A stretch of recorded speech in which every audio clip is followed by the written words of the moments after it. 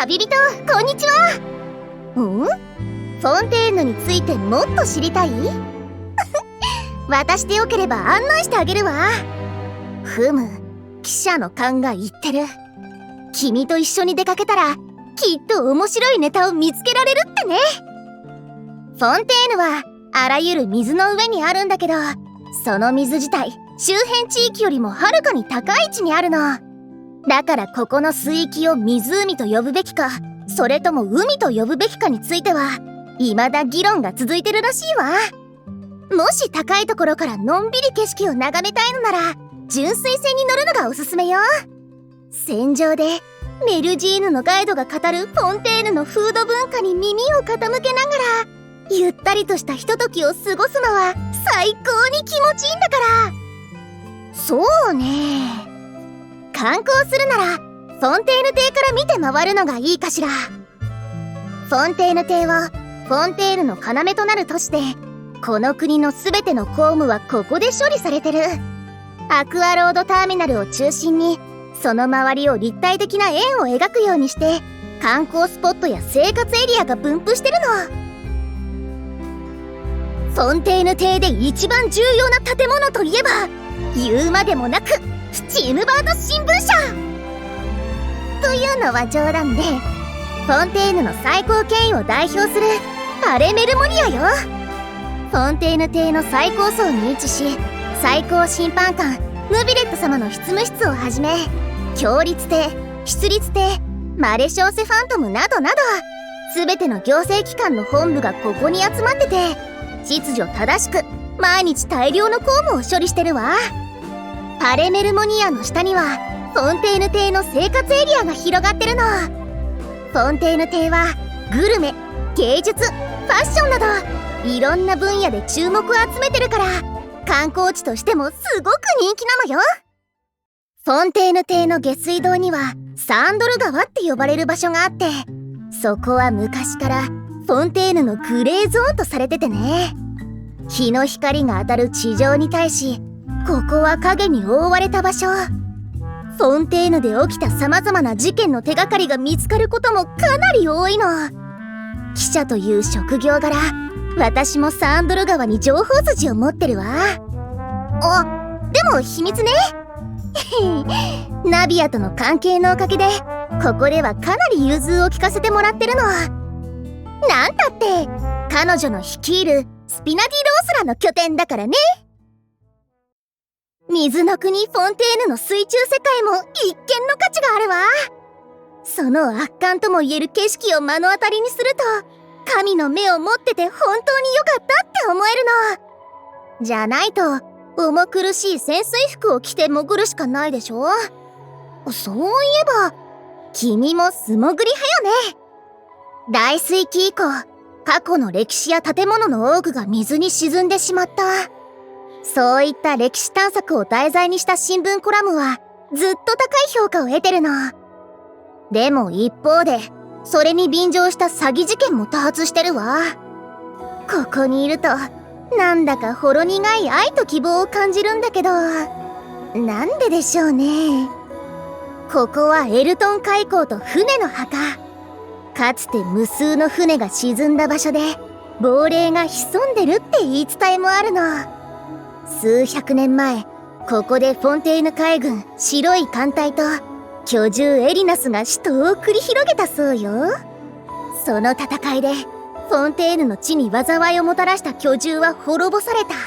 そしてその首だけがここに残り、体は今のエリナスの山石となったとか。幽霊船を目撃したの？ぜひ詳しく聞かせてちょうだ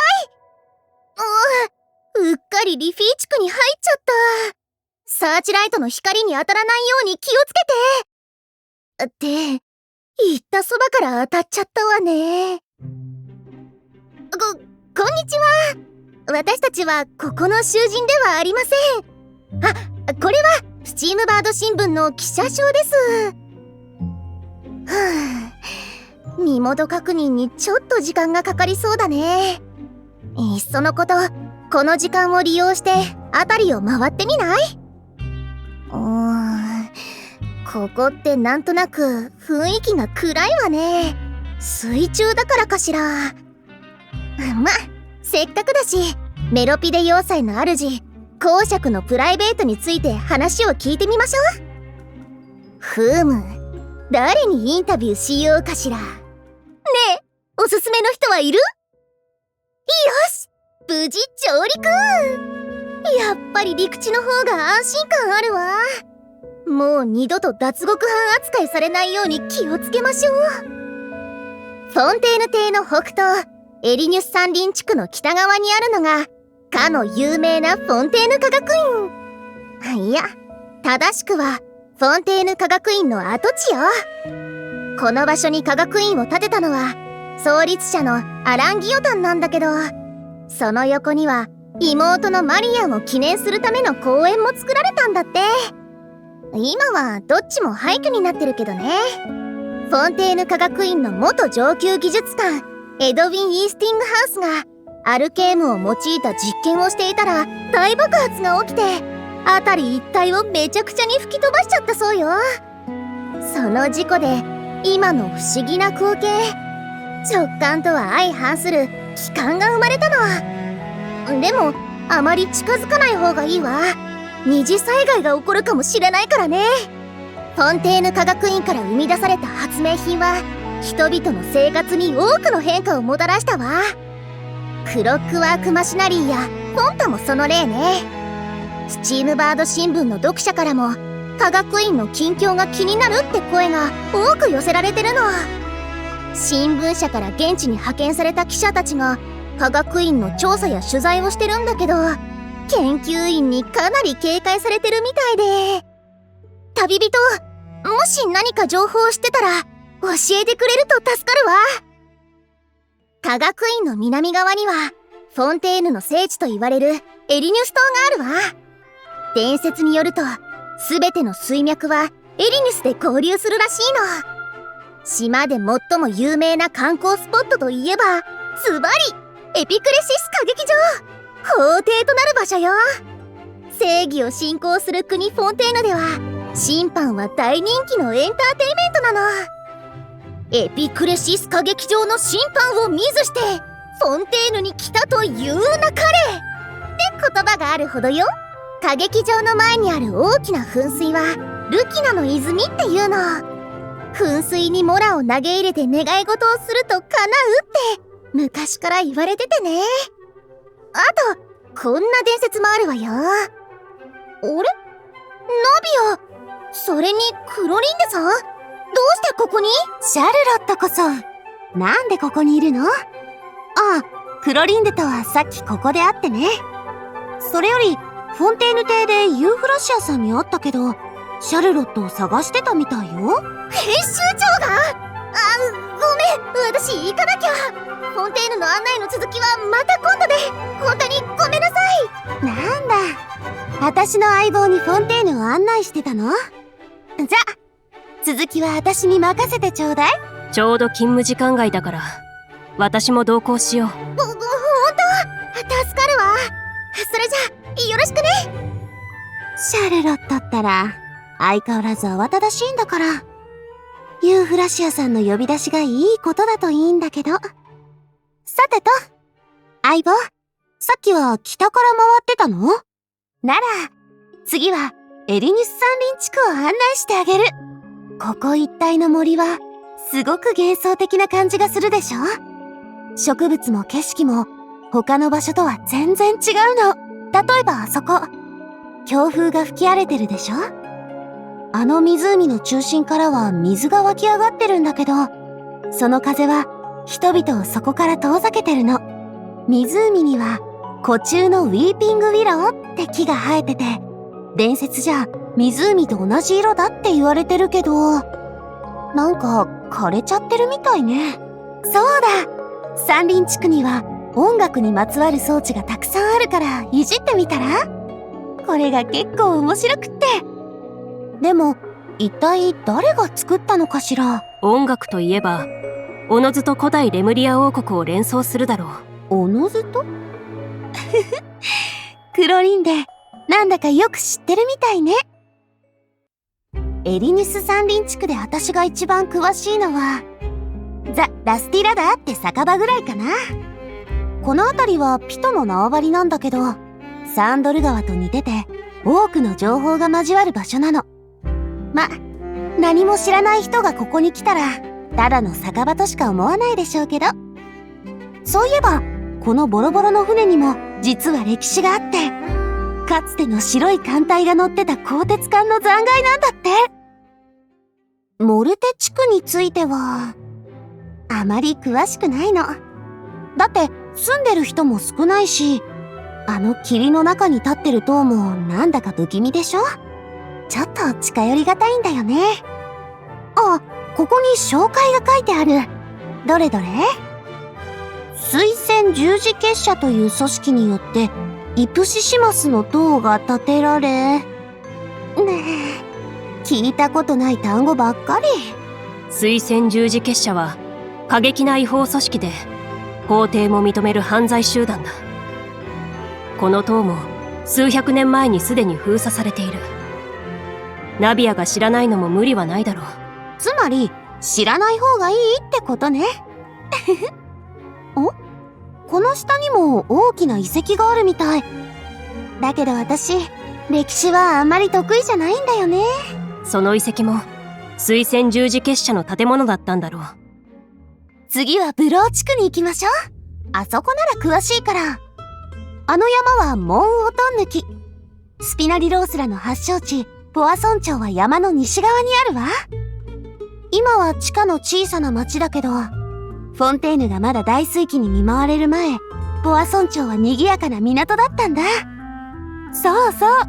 フォンテーヌの大人気グルメ、ポアソンシーフードスープは、ポアソン町の漁師が作った料理よ。作り方も簡単で、味も最高なの。歴史は得意じゃないと言ってなかったか？ポアソン町のことは詳しいの。そうか。自分に関係のある歴史を覚えてるなら、それで十分だろう。そうでしょ？あ、もう一つ思い出した。数百年前、ポアソン町で起きたポアソンの包囲って事件も有名でね。フォンテーヌ邸がサーンドル川の整備を計画した時、エドワルド・ベイカーって人が人々を集めて抵抗したの。その後いろいろあって、ポアソン町まで逃げてきた彼は、ここで決戦に臨むんだけど、結局、フォンテーヌ邸に逮捕されちゃうんだ。今でも彼のことはポアソン町で語り継がれてるの。ブロー地区の西に広がる広大な山岳地帯はベリル地区。数百年前の巨獣エリナスの残骸がエリナスの山石になったって説があるの。ここはメルジーヌたちの故郷でね。メルジーヌはエリナスの体から生まれた生き物なんだって。どうやって生まれたんだっけ？400年以上も前のことだが、水戦十字結社とマレショーセ・ファントムは、エリナスの体内で決死の戦いを繰り広げ、大規模な爆発を起こした。また爆発？当時、マレショーセ・ファントムは、数多くの機械を戦いに用いていた。それら機械がエリナスの体にぶつかった時、メルジーヌが生まれたという。だから当時、メルジーヌは不吉な化け物とみなされていた。もし最高審判官が人々の非難をものともせずメルジーヌを受け入れなかったら、彼女たちがどんな運命をたどってたかは誰にもわからない。ほとんどのメルジーヌはベリル山地の下にあるメルシー村に住んでるの。神の目がなかったらここまで潜るのも一苦労だったでしょうね。でもメルシー村って気温も高めだし色合いも変わってるから、なんだか伝説の巨獣の体内を歩いてるって感じがしない？すごく不思議な気分。そういえばスチームバード新聞が選んだ今年度夕刊チャレンジトップ100にメルシー村の料理を食べるってのがランクインしたんだって。それぐらいメルジーヌの感覚は人間とはちょっと違うみたい。全然違うと言うべきだろう。ホラ貝があるな。それがどうかしたの？いや、大したことじゃない。ただこれはレムリア時代の名残なんだ。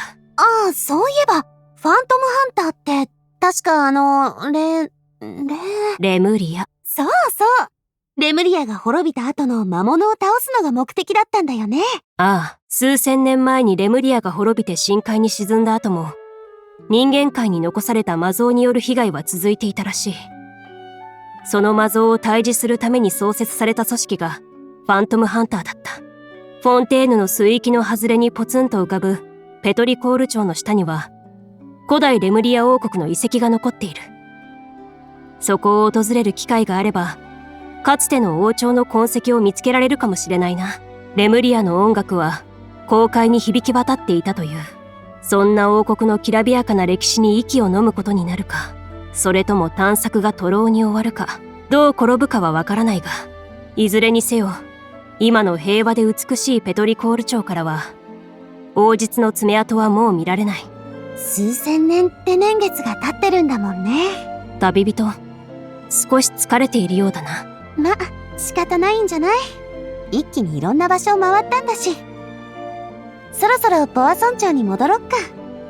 ごちそうをいっぱい食べて、ゆっくり休みましょう。相棒、私たちのガイドどうだった？フォンテーヌの魅力を少しは知ってもらえたかな？今回案内した場所は、あくまで私たちが知ってるところだけなの。フォンテーヌは広大で、まだまだいろんな顔を持ってる。だから、今度は自分で探索してみるのもいいと思わない？次の探索に備えて、しっかり英気を養っといてね。